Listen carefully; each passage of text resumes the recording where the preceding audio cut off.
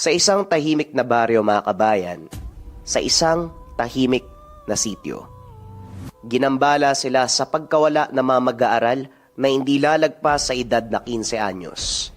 At ang pinaka nagpahirap sa kwento mga kabayan, yung kalaban nila ay may mataas na uri ng sabulag kaya hindi mo alam kung nasaan siya. Tungayan natin ang kwento ng isang albularyo na nakipagtulungan sa isang guro. Ang kwentong ito ay hango sa totoong buhay. Mula ito sa isa nating kabayan na itago na lamang natin sa pangalang Maya, taong 1974. Kapis.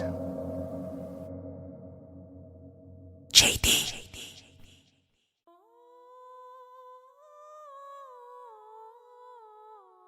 Sa ilagang bahagi ng probinsya, sa isang liblib na sulok na tila kinalimutan na ng panahon, matatagpuan ang munting bayan na dating kilala sa pangalang Baryo Ilaya. Napapalibutan ito ng matatangkad na puno na tila mga bantay sa bawat gilid ng lupain. Malalawak na palayan na humahaplos sa hangin tuwing hapon at isang ilog na dahan-dahang umaagos. Kalmado, payapa at hindi nagmamadali. Madalas ay tahimik ang bayang ito. Ang sikat ng araw kahit terik ay hindi mainit sa balat. Hindi mapde. Sakto lamang kung painitin ang mga bubong na yero, patuyuin ang pawis sa mga magsasaka sa bukid. Sa hapon naman, makikita ang mga batang naglalakad pauwi sa paaralan. Dala-dala ang kanilang mga gamit na halos mas malaki pa sa kanilang likod. May mga halakhak na umaalingaw-ngaw sa paligid at may mga paa at tuhod na nababalutan ng alikabok ng lupa. Malayang nakakapaglaro, nakakapaglibot ang mga bata. Tiwala ang mga magulang sapagkat sa loob ng ilang dekada, ito na ang naging nakasanayan. Minsan ay walang batang nawala. Walang naliligaw. Walang batang hindi nakakauwi o muling nakikita. Payapa ang takbo ng mga araw. At dahil sa kabaan ng panahong lumipas, na wala namang masamang pangyayari, tila nanuot sa puso ng mga tao ang paniniwala na ligtas ang kanilang bayan. Gayunpaman, may ilang pa ring mga magulang ang piniling mas mag-ingat kaysa sa karamihan. May mga magulang pa rin na sinusundo ang mga anak at hindi nila hinahayaang abutin ng gabi ang mga bata sa labas, lalo na kung malayo ito sa kanilang bahay. Dagdag pa sa paghihigpit kapag may pasok kinabukasan. Sa kabuuan, payapa at matiwasay ang pamumuhay sa Baryo Ilaya. Simple ang hanap buhay, pagsasaka, pangangaso, at kaunting maliit na tindahan sa tapat ng kalsada. Gayunpaman, sapat na ang simpleng hanap buhay upang makakain ang bawat pamilya ng 3 beses sa isang araw. Sapat upang matustusan ang paaralan ng mga bata, ang gamot ng matatanda, at ang tahimik na pag-ikot ng araw-araw na buhay. Isang bayang simple, tahimik at higit sa lahat, ligtas. Ito ang buong akala nila. Sa bayang yun, may isang guro na ang pagmamahal sa kanyang tungkulin hindi lang basta nasusukat sa haba ng oras sa silid-aralan, kundi sa ilalim ng malasakit, pagpapalaga sa bawat batang inaaruga. Kung tawagin siya ay Teacher Maya, nagtuturo sa isang maliit na paaralan na matatagpuan sa pinakadulong bahagi ng barangay. Isang lumang gusali na ginawa sa pinaghalong kahoy at konkreto. 27 taong gulang na si Teacher Maya nang mangyari ang lahat ng ito. Payat ang pangangatawa ng dalaga ngunit maayos ang tindig. Ang hubog ay bunga ng disiplina at pag-aalaga sa sarili. Palaging nakapusod ang kanyang buhok. Hindi dahil sa kahinhinan, kundi para maging praktikal. Mas madali niyang nagagawa ang mga tungkulin bilang guro kung hindi nakaharang ang mahaba at magandang buhok. Handa itong lumuhod sa tabi ng mga bata, magtali ng sentas, magpunas ng luha o hindi kaya naman, magbuhat ng mga aklat na mas mabigat pa sa inaakala. Ang kanyang mga mata, palaging may liwanag, mapang-unawa, mga matang madaling mapansin kung may batang tahimik, kung sino ang walang baon at kung sino ang may bitbit na problema, higit pa sa kayang unawain ng mga murang pag-iisip. Mahal siya ng mga estudyante. Para sa kanila hindi lamang gusali ang paaralan. Dahil kay Teacher Maya, ito ang nagiging ikalawang tahanan nila. Isang lugar na ligtas mula sa gutom, bigat ng tahanan, pangamba na hindi pa nila kayang hawakan. Sa piling ng dalaga, ang mga bata ay hindi lamang mga mag-aaral. Sila ay mga anak nito. Mga boses na may halaga, mga buhay na dapat pangalagaan. Sa kabilang dulo naman ng baryo, lampas sa huling bahay na tinatamaan ng ilaw ng poste, malapit sa masukal na bahagi ng Baryo Ilaya, doon matatagpuan si Mang Isko, ang manggagamot ng bayan. Kilala ito ng karamihan. Kapag binabanggit ang pangalan ng matanda, kasunod kagad ang paggalang, kaunting takot at bulong ng pag-asa. Siya ang tinatakbuhan kapag biglang nilalagnat ang isang bata, kapag may nararamdamang lamig ang isang residente at iba pang karamdaman. Bukod sa panggagamot, nagsasaka din si Mang Isko. Bagamat matanda na siya, nananatiling malakas at matipuno ang kanyang katawan. Kayumanggi ang balat niya mula sa dekadang pagbababad sa araw at ang kanyang mga bisig ay matatag at maskulado.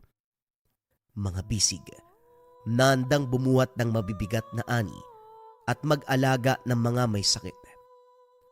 Kitang-kita rin sa kanyang balikat at dibdib ang lakas ng katawan, bunga ng walang sawang paghahanap buhay at pagsisikap sa lupa. Ang kanyang balbas ay makapal, tila ilang taon nang hindi ginugupit. Ang mga mata ay matalim, tila sanay nang tumingin sa mga bagay na hindi kayang makita ng mga karaniwang tao. Isang araw, dumating ang kinakatakutan ng ilang magulang. Isang pangyayaring nakapagpabago sa payapang lugar ng Baryo Ilaya. Bigla na lamang nawala si Andrea, 8 taong gulang, anak ni Mang Isko at mag-aaral ni Teacher Maya. Walang bakas, walang pasabi. Basta isang hapon, bigla na lang itong hindi nakauwi. Mga anak, mga bata, sigurado kayo? Wala kayong nakitang kasabay ni Andrea kahapon? Tanong ni Teacher Maya sa mga estudyante. Nagpatuloy pa rin ang bulungan ng mga bata. Karamihan ay umiiling, ngunit isang bata ang nakaagaw ng pansin ng dalaga. Pasimple niyang nilapitan ng bata. Mahina ang boses at halos pabulong niya itong kausapin. Joel, anak, anong nalalaman mo? Mula pa lang sa kilos nito, pag-iwas ng tingin, alam ni Teacher Maya na meron siyang alam. O siya, sige, mamaya na lang kita kakausapin ha. Huwag ka munang uuwi ha. Matapos ang klase, hinarang niya sandali si Joel, 9 na taong gulang. Joel, anak, hindi mo naman kailangan matakot sa akin eh. Kilala mo ko, di ba? Ni minsan hindi ako nagalit, lalo na sa'yo. Kung ano man yung nalalaman mo, pakiusap. Sabihin mo sa akin. Bago pa man tuluyang makapagsalita ang batang lalaki, hindi maiwasang manginig. Tila natatakot sa pag-alala pa lang sa nakita. Agad siyang niyakap ng guro. Muling pinaalala na magiging maayos din ang lahat. Kailangan lamang ng tulong sa kanya. Teacher, pasensya na po pero natatakot talaga ako eh. Si Andrea kasi sinundo ng mama niya kahapon eh. Oh, ano masama doon? Eh di ba yung mga kaklase mo, sinusundo naman talaga ng nanay nila?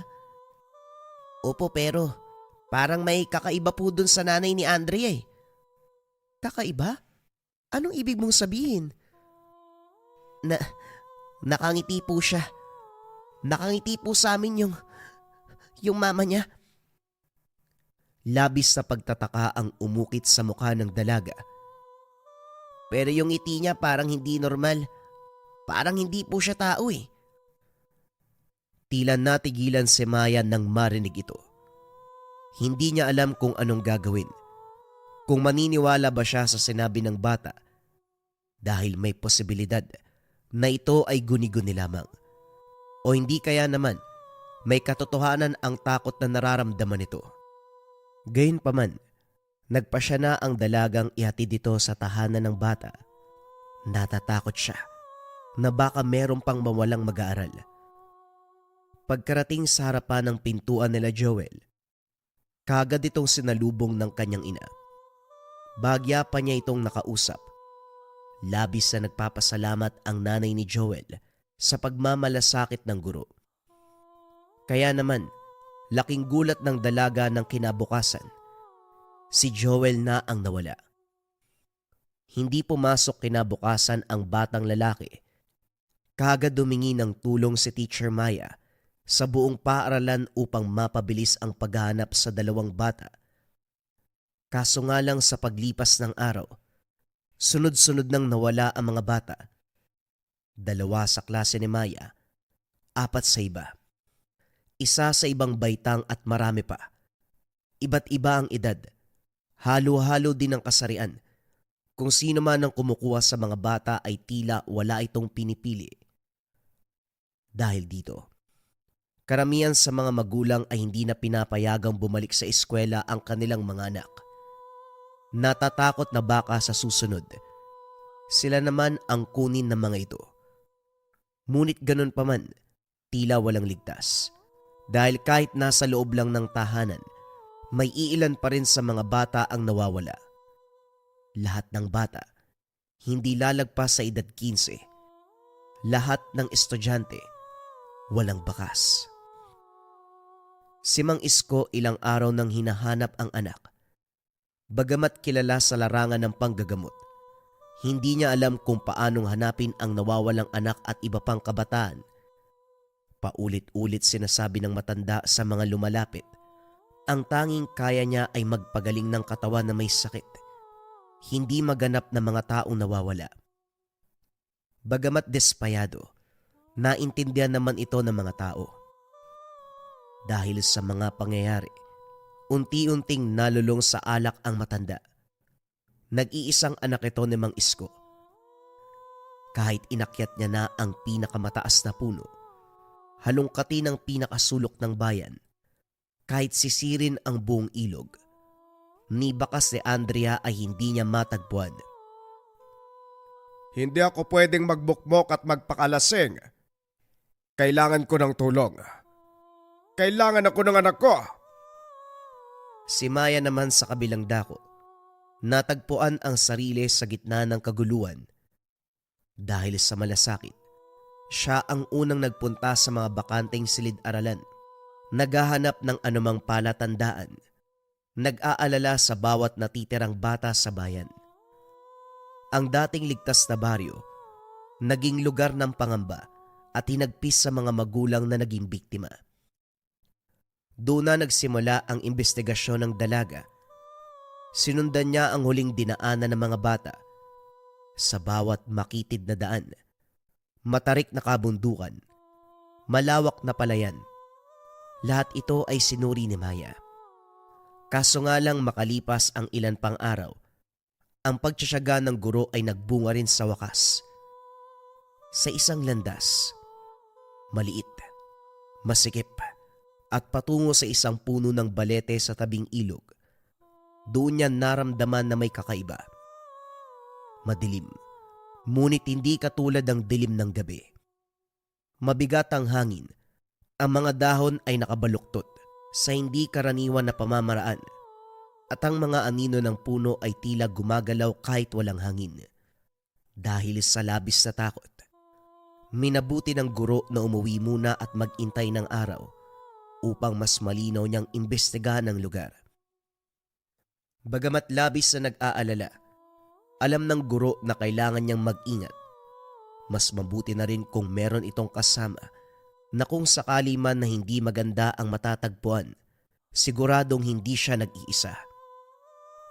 Bago pa man tuluyang makarating ng tahanan ng dalaga, napansin niya may anino sa tapat ng bahay. Dahan-dahan niya itong nilapitan at kumuha ng kahoy. Unti-unting naaninag ng dalaga ang anino. Isang mama. May hawak na bote ng alak. Agad itinaas ni Maya ang kahoy na daladala. "Sino ka? Magpakilala ka, anong kailangan mo?" Dahan-dahang humarap ang matandang lalaki. Kahit magkatapat na, hindi kilala ng guro kung sino ang mama. Nanlaki din ang mga mata nito nang makita ang malaking kahoy na bitbit ng dalaga. Handa siyang atakihin anumang oras. Teka! Sandali, hindi ako masamang tao. Gusto ko lang malaman kung ikaw ba yung tinatawag nilang Teacher Maya. Sabihin mo muna kung sino ka.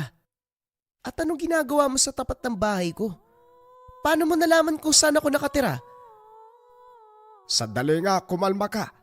Pasensya ka na pero desperado na ako. Matagal nang nawawala ang anak ko. At sino naman ang anak mo, Aber? Kung totoong nag-aalala ka, bakit nandito ka sa tapat ng bahay ko? May bitbit ka pang bote ng alak. Kung naghihinala ka sa akin, hindi ako ang kumuha sa mga bata. Eto ba? Pasensya ka na, nasanay lang. Tatapog ko na nga eh. Baka pwedeng itago mo rin yung hawak mo. Ako ang kinakabahan sa'yo eh. Wika ni Mang Isko. Itinapon ang bote ng alak sa gilid ng damuhan. Dahang-dahang binaba ni Maya ang bitbit na kahoy. Ngunit hindi niya ito binitawan. Handa siya kung sakali mang may mangyaring hindi maganda. Ako si Isko. Ako ang tatay ni Andrea. Kung tititigan nitong mabuti, napansin ng dalaga na tila pamilyar nga ang mukha nito sa bata. Kaya naman kahit papano, unti-unting naniwala ang dalaga sa kanya. Nakikita ko naman na medyo magkawig kayo. Kaya pala pamilyar yung mukha mo. Hindi mo ba ako kilala, Iha? Hindi ba kakapakilala mo pa lang? Ikaw ang tatay ni Andrea. Nakakatawa ka naman. Ang ibig kong sabihin, hindi ba pamilyar ang pangalan ko sa'yo? Pasensya na ho kayo ha, pero maraming tao na nagngangalang Isko. Maraming mang Isko sa bayang to eh. Isa pa sa mga kilala, yung matandang manggagamot na sabi nila, kaya magpagaling ng kahit anong sakit. Tumawa si Mang Isko nang marinig ang bagay na ito. Oh, bakit naman po kayo tumatawa? Sa tingin ko, hindi mo pa nakikita ang manggagamot na yon. Hindi pa nga ho, pero balang araw, gusto kong makilalang matandang yun. Sigurado naman ako kung makita ko siya kagad ko makikilala eh. Mahabang panahon na siyang nanggagamot eh. Siguradong ugod-ugod na yun. Pero respeto pa rin ha. Pero sa susunod na siguro, mas mahalaga mahanap natin yung mga nawawalang bata eh.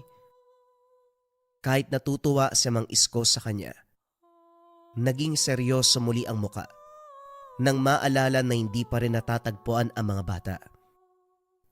Pinapasok ni Maya si Mang Isko sa loob ng tahanan upang makapag-usap sila ng mas maayos.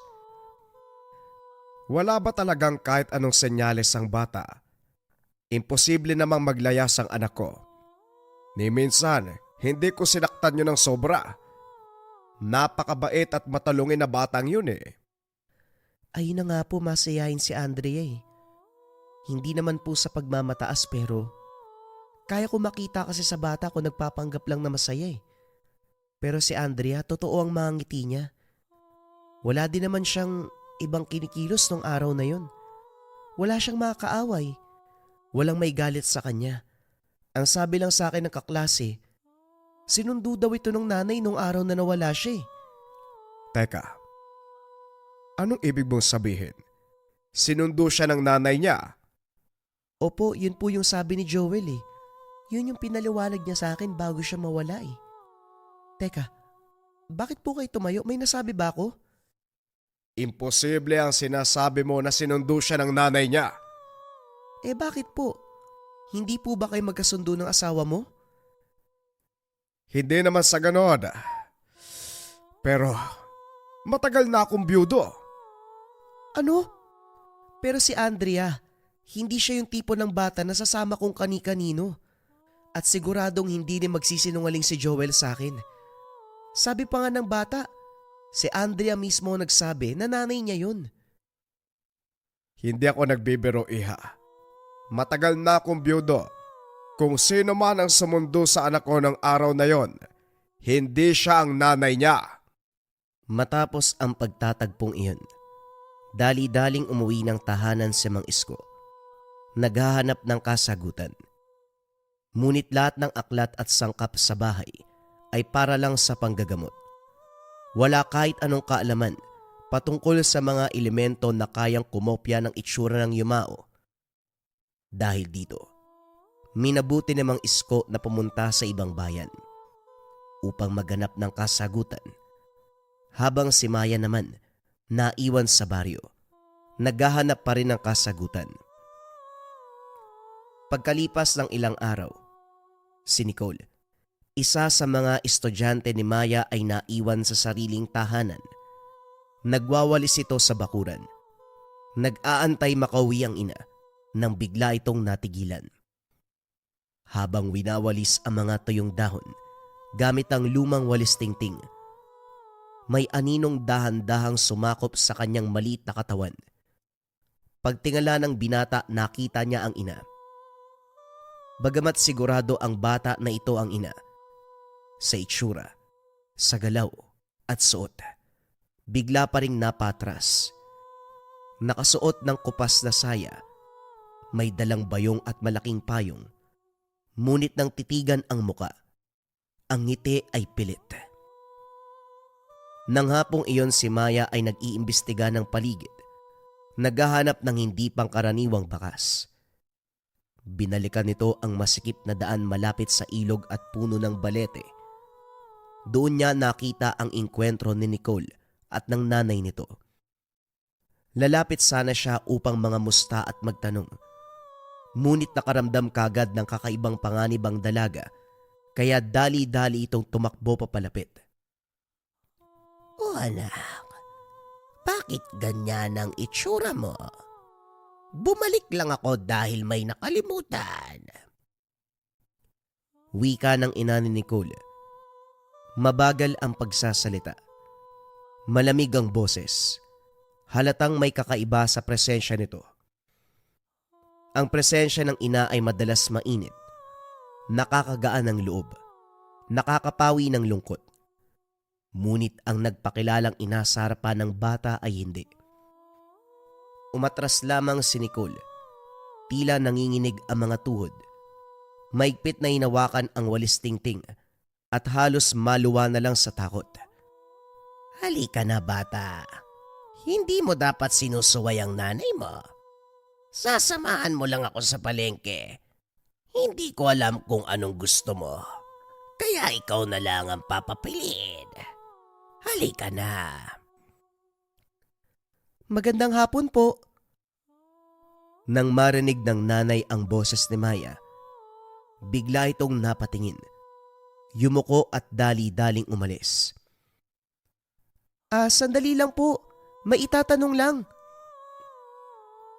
Hindi to huminto. Dumiretso sa pag-alis at hindi na nasilayan. Kagad yumuko si Maya upang salubungin ang mga mata ng bata. Kagad nitong hinawakan ang walis na hawak. Lumapit sa guro at umiyak. Teacher, huwag niyo po siyang papabalikin. Wika ng bata. Walang tigil sa pag-iyak. Ha? Bakit naman nanay mo siya? Kamukha niya lang po yung nanay ko, pero hindi siya yun. Tama ang hinala ni Maya. Niyakap niya ng maigpit ang bata. Sinamahan nito hanggang sa dumating na ang tunay na ina. Ipinaliwanag kung ano ang nangyari. Nagpasalamat ang may bahay, siniguradong hindi iiwan mag-isa muli ang anak. Kinagabihan sa loob ng bahay ng guro. Kinikilabutan si Maya tuwing naaalala ang inkwentro kanina. Labis na takot siguro ang naramdaman ng mga batang nakainkwentro ng nilalang na ito. Maaaring hindi na rin sila magtiwala sa mga kakilala. Labis na trauma siguro ang meron mula sa mga batang nabiktima na. Kung si Nicole pa lang, labis na ang panginginig ng tuhod. Habang kinakausap pa lamang ito ng nilalang, paano pa kung sumama talaga? At paano na lamang ang mga batang ilang araw nang nawawala? Biglang natigilan ang malalim na pag-iisip ng dalaga nang biglang may kumatok ng napakalakas mula sa labas ng bahay. Kaagad kumuha ng sandata si Maya sa loob ng tahanan. Pinakiramdamang mabuti kung ano ang presensya sa kabilang bahagi ng pinto. Hindi pa rin tumigil ang pagkatok. Naaalala ni Maya ang itsura ng nilalang kanina. Huminga ng malalim. Sa pagbukas ng pintuan, ay siya ring pagtaas ng sandata ng dalaga. Oh, ay nako! Yak ka na naman! Ganyan ka ba talaga sumalubong ng mga tao? Nagkagulatan ng dalawa. Kaagad binaba ni Maya ang sandata at pinapasok ang matanda. Habang nag-uusap, sa unang pagkakataon, nabanggit ang hindi inaasahang salita. Mga bagay na matagal nang kinakatakutan nung unang panahon. Ang mga aswang. Wala naman pong aswang dito. Ilang dekada nang payapa yung bahay at ni minsan, hindi nagkaroon ng inkwentro o kahit anumang balita tungkol sa kanila. Sa'yo na mismo nang galing. Ikaw mismo nakainkwentro eh. Hindi tao ang nakita mo. Hindi kaagad nakapagsalita si Maya.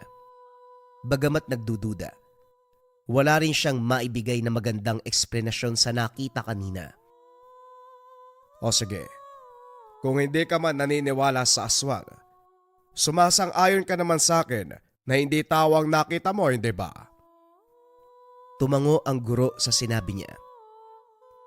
Habang naglalakbay ako at naghahanap ng kasagutan sa ibang bayan, doon ko natuklasan ang patungkol sa mga aswang na dati umanong mangkukulam nung nabubuhay pa.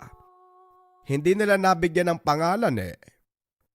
Pero ang sabi, kaya nitong gumaya ng itsura ng isang tao, mula ulo hanggang sa paa. Kayang gayahin din ang mga boses, pananamit at iba pa. Sa kaso natin, maaaring sila lang din yon. Pero ang pangunay nilang pakay ay mga bata. Lalo na't mas mabilis magtiwala ang mga ito at mas madaling manipulahin kaysa sa mga nakakatanda. At dahil ito na lamang ang pinakamalapit na kasagutang hinahanap ng dalawa, nagtungo muli ang mga ito kung saan nakainkwentro ni Maya ang nilalang. Gabi na. Madilim ang paligid. Katulad ng unang inkwentro ng dalaga, ang dilim ng kapaligiran ay tila hindi dulot ng gabi, kundi ng presensya na nagbabadya ng dilubyo. Mabigat at malamig ang hangin, mahirap langhapin. Hindi katulad ng sariwang nalalanghap nito kani-kanina lamang. Tahimik lang ang dalawa. Matalas ang mga mata. Naghahanap, nagmamatyag. Nagbabaka sakaling makita muli ang nilalang o makahanap man lang ng bakas. Siguradong naghahanap na yun ng ibang bibiktimahin, lalo na't hindi natuloy yung binalak niya kanina. Maaari nga. Lalo na't... teka, tignan mo. Agad namang sinundan ng tingin ni Maya ang tinuro ng matanda. Si Aring Lourdes talaga oh. Sinabihan ko na yan kanina eh. Huwag iwanan si Nicole dahil delikado. Wika ni Maya sa sarili habang nakikita nilang lumabas ng bakuran ang ina ng bata. Habang nagmamatyaga, napansin ng dalawa na tila iba ang kinikilos ng may bahay. May hinahabol ito. May itinataboy. Ngunit wala naman sa harapan Unti-unti, tuluyan na namang nakalabas ng bakuran si Aling Lourdes. May bitbit na walis, winawagayway sa hangin, may pinapalayo, may pinapaalis. Ngunit natigilan silang dalawa dahil nang makalayo-layo ang matandang babae, may isa pang babae papasok ng bakuran ng mag-ina. Parehong saya, parehong walis, parehong tsinelas at ayos ng buhok. Nanindig ang balahibo nila Maya at Mang Isko. Kitang-kita nila na papalayo ang tunay na Aling Lourdes. At sa mismong harapan nila ay may isa pa. May isa pang Aling Lourdes na tumatawag sa bata upang lumabas. Nicole, anak, pwede ka bang lumabas dito? Dalan mo ko ng sako. Tulungan mo naman ako dito, anak ko. Lalabas na sana ng pinto ang bata, dala ang sakong hinihingi ng ina. Nicole, wag! Bumalik ka sa loob. Hindi yan ang nanay mo. Wika ni Teacher Maya. Dali-dali namang sumunod si Mang Isko sa dalaga upang tulungan ito. Nang marinig ng nilalang, kagad itinaas ang ulo. Pero hindi na katulad kaninang umaga. Galit na ang halimaw sa pakikialam ng guro. Iba na ang itsura ng babae. Bumaluktot ang anyo. Humaba ang panga hanggang sa halos mapunit na ang balat. At ang mga litid sa leeg ay umaalsa na para bang uod sa ilalim ng balat. Ang mga mata ay naging dilaw. Kumikislap na tila ba naging mabangis na hayop sa gitna ng kadiliman. Unti-unti ring bumubuka ang bibig nito. At sa pagitan ng mga nanginginig na labi, nagpakita ang sunod-sunod na hilera ng mga ngipin. Matutulis at duguan. Umaalingasaw ang napakabahong hininga na tila may nabubulok na laman. Ang mga daliri ay napakahaba at ang mga kuko ay naging kulay itim. Sa bawat galaw ng nilalang, may kasamang tunog ng pagkalas ng buto. Paglangit-ngit ng laman, parang ang katawan ay pilit inaangkin ng isang nilalang na hindi tao. Napasigaw ng napakalakas si Nicole. Mula sa likuran, kagad sumalakay si Mang Isko. Nagsaboy ng asin at abo. Tumama ito sa katawan ng nilalang. Umalingaw-ngaw ang napakalakas na angin. Napaurong at tila umuusok ang balat. Kitang-kita sa mukha ni Maya ang pagtataka at pagkamangha. Tila gustong magtanong kung paanong nalaman ng matanda ang pangontra ng aswang. Huwag ka munang mag-isip ng ibang bagay, iha. Yung nasa harapan mo na ang unahin mo. Mamaya ka na magtanong. Kagad natauhan ang guro. Ang halimaw naman ay napaurong habang umuusok pa rin ang balat mula sa ginawa ng matandang manggagamot. Tila naglalagas ang laman na parabang nasusunog na papel. Ngunit hindi ito tumakas dahil sa takot, kundi dahil sa galit. Sumugod ang aswang at umakyat sa puno. Huwag nating patakasin ang nilalang, Mang Isko. Siguradong marami pa yang mabibiktima. Muling nagsaboy na mga pangontra ang matanda. Kaso nga lang kagad tumalon ang nilalang bago pa ito muling madapuan. Mula pagkabagsak, gumapang ito pababa sa siwang ng lupa na parang ahas. Pilit nilang sinundan, binungkal ang lupa. Hanggang sa nagkaroon ng sapat na espasyo para makapasok ang dalawa. Dali-dali namang nakabalik ang tunay na ina ng bata. Inabot ang lampara sa guro. Nanatili siya sa tabi ng anak. Sa ilalim ng lupa doon nila natagpuan ang mga bata. Lugmok ang mga katawan. Tila walang malay ang iba, habang ang ilan ay wala sa ulirat. Ngunit ganun pa man buhay ang mga ito. Dali-daling kinuha ni Maya ang mga bata. Dinala ang mga ito papalabas, habang si Mang Isko naman nagpatuloy sa paghahanap sa nilalang. Sa gitna ng malakwebang ilalim ng lupa, doon natagpuan ni Mang Isko ang hindi inaasahan. Naroon ang mga bangkay na ginagawang balat ng aswang, tila mga naunang biktima nito. Hinuhubog upang makapagbago ng anyo. Mga balat na nakasabit sa bato, pinatuyo at ginutay-gutay. Mula sa dilim ay may gumalaw. Muling lumitaw ang nilalang. Ngayon ay buo na ang tunay na anyo. Sobrang payat. Mahaba ang mga kuko. Baliktad ang binti at paa. Walang kahit anong parteng makakapagsabi na kanina'y anyong tao ito. Biglang lumitaw si Maya sa likod ng matanda. Bakit ka pa bumalik dito? Bago pa man makasagot ang dalaga, kagad siyang nilusob ng nilalang. Ngunit tinulak siya ni Mang Isko at sinalo ang atake. Ako ang haharap dito. Para sa anak ko. Para kay Andrea. Nakanda ang itak ni Mang Isko, maging ang langis ng nyog. Tumama ito sa balikat ng aswang. Sumirit ang itim na dugo at umalingaw-ngaw ang angil, kaso nga lang hindi pa rin sapat. Dahil sa labis sa galit, kagad umatake muli ang nilalang. Ngayon ay nadali na ang matanda. Sa isang kislap ay natumba si Mang Isko. Kakaiba ang lakas ng halimaw. Dahil sa bilis ding ito, muli na namang nadapa ang matanda. Doon nagkaroon ng pagkakataong makaganti.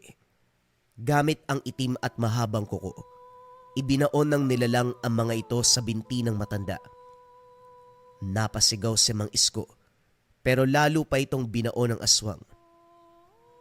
Tumindig si Teacher Maya. Walang agimat, walang banal na dugo, walang orasyon na dala. Isang karaniwang tao, babae at kuro. Bitbit ang isang malaking kahoy na tila nagmistulang sibat. Buong tapang siyang sumugod. Ang takot sa kanyang mga mata ay napalitan na nag-aapoy na galit at ng labis sa pagmamahal para sa mga estudyanteng naging biktima ng halimaw. Para sa mga inosenteng batang nilapastangan ang isipan, dinurog ang pagkabata. Para sa mga magulang na pinagkaitan ng pagkakataong mayakap muli ang kanilang mga anak. At para sa panghimasok ng nilalang sa payapa nilang sityo. Isinaksak niya ng buong lakas ang kahoy sa puso ng aswang. Kinuha niya ang dalang langis ng matanda. Inilagay sa nangingisay na katawan ng halimaw. Sa isang iglap unti-unti itong nalalapnos. Hanggang sa tuluyang lamunin ng apoy ang aswang. Pumutok ang init mula sa kailaliman ng lupa. Sa nagliliyab na katawan nito, isa-isang lumitaw ang mga anyo ng lahat ng bata at mga magulang na naging biktima. Nag-aapoy na parang mga aninong pinapalaya mula sa pagkakakulong. Sa gitna ng huling hiyaw nito, bumulagta ang aswang sa lupa, muling nagliyab sandali, at sa huli ay naging abo. Pagkatapos, tumahimik ang buong lugar. Isa-isang nagkamalay ang mga bata. Niyakap sila ng kanika nilang mga magulang. At si Andrea, ang anak ni Mang Isko, bagamat nangangayayat at nanginginig, buhay pa ito. Habang umiiyak ang mga pamilya, tila gumaan ang hangin sa buong baryo. Maraming salamat sa pagtulong, Maya. Habang buhay naming tatanawing utang na loob ito sa'yo. Yung binti niyo po, nagdudugo pa rin. Hayaan mo na. Gagaling din ang sugat ko. Pero kung sakaling hindi natin nailigtas sa mga bata, siguradong yon ang sugat na hinding-hindi na maghihilom pa. Matanong ko lang po, Mang Isko, saan niyo po natutunan ng mga yon? Biruin niyo, mga langis at kung ano pang halaman ang dala niyo. Mang Isko! Kumamarapati niyo po, baka pwedeng tulungan niyo kami na maibalik sa mabuting kalusugan ng mga bata. Kami rin po, Mang Isko, sana matulungan niyo po kami. Magsitigil nga kayo. Hindi nyo ba nakikita na kailangan munang gamutin ng manggagamot ang sarili niya? Paano niya kayo tutulungan kung siya mismo hindi pa maayos? Kitang-kita sa mukha ng dalaga ang labis sa pagtataka. Teka, Mang Isko? Manggagamot? Nanlaki ang mga mata ng guro. Ngayon lamang niya napagtanto na ang Mang Isko na nagpakilala bilang ama ng kanyang estudyante, ito ang parehong Mang Isko na sikat sa buong lugar. Nahiya ito sa mga una niyang inasal. Bakit naman po hindi niyo sinabi kaagad? Nakakaiya tuloy. Halos 2 beses ko na kayong kamuntikang masaktan, no? Nakakatawa ka talaga, Iha. Ano ba kasing iniisip mo? Ugod-ugod na ako. O syali kayo. Sumunod kayo sa aking tahanan. Lahat ng nangangailangan ng panggagamot, sumama sa akin. Bago tuluyang mawala ang grupo patungo sa tahanan ng manggagamot, muling lumingon ang matanda kay Maya. Tila nagpapasalamat muli ang mga mata nito sa pagtulong na maibalik ang kapayapaan sa bayan. Makalipas ang 3 buwan, unti-unti nang bumalik sa normal ang Baryo Ilaya. Muli nang maririnig ang tawanan ng mga bata sa mga daanan pauwi. Mga takbuhan na mabilis. Mga boses na magkahalong pagod at tuwa. Wala na ang takot na dating kumapit sa bawat dapit-hapon. Wala na ang sundo sa dilim. Ang pangamba ng mga residente ay napalitan ng pag-iingat. Si Andrea, ang pinakaunang biktima at tinangay ng dilim, muling nagbalik sa paaralan. Sa unang araw niya ng pagbalik sa eskwela, maigpit ang kapit niya sa mga gamit. Nanginginig ang tuhod. Ngunit nang makita niya ang ngiting sumalubong sa kanya sa pintuan ng silid-aralan, unti-unting lumuwag ang kanyang dibdib. Si Teacher Maya pa rin mismo ang kanyang guro. Handa ka na ba, Andrea? Opo, basta kayo pa rin po yung guro ko. Si Mang Isko. Matapos ang mga sugat na nilapatan ng lunas at panalangin, muli siyang naging maligaya. Isang hapon, habang palabas ang mga bata mula sa paaralan, nakita ni Teacher Maya si Mang Isko na nakatayo sa hindi kalayuan. May hawak na supot na mga bagong aning gulay. O Mang Isko, ano pong ginagawa niyo dyan? Kumusta po kayo? Humihinga pa naman, Iha. At sa wakas, nanumbalik na rin ang kapayapaan sa baryo natin. Kung hindi po dahil sa inyo, baka wala na po mga batang to. Hindi dahil sa akin. Ikaw ang tumapos ng dilim. Isang guro na walang agimat, walang kapangyarihan. Pero buo ang puso na magsakripisyo. Ialay ang sariling buhay para sa kapakanan ng iba. Yan ang kinalulugda ng amang may likha. Yon ang naging kapangyarihan mo. Ginawa ko lang naman po yung dapat gawin ng isang guro. Doon ka nagkakamali, ano? Hindi yun basta lang. May mga guro na magaling magturo sa mga mag-aaral, pero iilan lang ang tunay na nagmamahal sa mga ito. Lalo pat handang ialay ang sariling buhay para lumaban. At sa bawat hapon, habang sinusundo ang mga bata, bitbit na mga magulang, kapatid at kamag-anak, palaging nariyan si Teacher Maya sa pintuan ng paaralan. Nakatayo, nagmamasid, nagbabantay.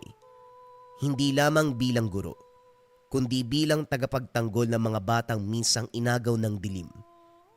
At si Mang Isko, sa tuwing dadaan sa hapon, lagi siyang tinatanguan. Isang tahimik na paalala na ang labang minsan nagsimula sa takot, natapos sa hustisya at kapayapaan. Sumainyo ang istorya, mga kabayan, ng isang manggagamot, ng isang ermitanyo na nakipagtulungan sa isang maestra. Kumusta mga kabayan? Magbabasa tayo ng patotoo patungkol sa marakuyo bracelets natin. Ayan na yung mga bagong version natin, yung white saka lava, pero nandito pa rin yung OG version na glossy black and brown, mga kabayan. Dako tayo sa ating first patotoo. Baka 5 lang yung basahin ko, kabayan. Sobrang dami na kasi nito. Sabi ng kabayan natin, dumating na po yung Marahuyo bracelet ko po. Grabe po yung kabog ng dibdib ko habang ino-open ko, tas nang nahawakan ko na, sobrang saya ko po. Tapos suot ko po siya nang matulog ako. Ang sarap ng tulog ko. Umaga ako nagising. Totoo po ang lahat ng sinabi nyo. Pakita natin yung comment. Andyan yan, kabayan. Sabi ni kabayang Miss Carter. Basa pa tayo ng isa, kabayan. Okay, etong next comment natin, kabayan, ay mula kay Yvonne Octoso.